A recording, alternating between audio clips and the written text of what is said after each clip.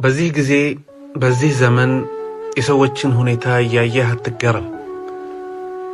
ሰዎች አንተ ያደረክላቸውን መልካም ባያደርጉልህም ብዙ አይክፋ።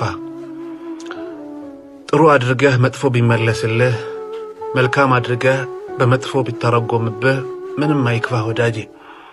ታውቃለህ አይነ ስውር አላህ ብሎ አንድ ቀን አይኑን የከፈተ ቀን ብቸኛ ሲያግዙ የነበረውን ምርኩዙን እንጨቱን የሚሰብረው ያንን በትር ነው የሚጥለው። አንዳንድ ሰዎች እንዲህ ናቸው። ምንም መልካም ብታደርግላቸው ለነሱ ህይወትህን ብትሰጥ ግና እነሱ ፊታቸውን ካንተ አዙሮ ተመለከታቸዋለህ።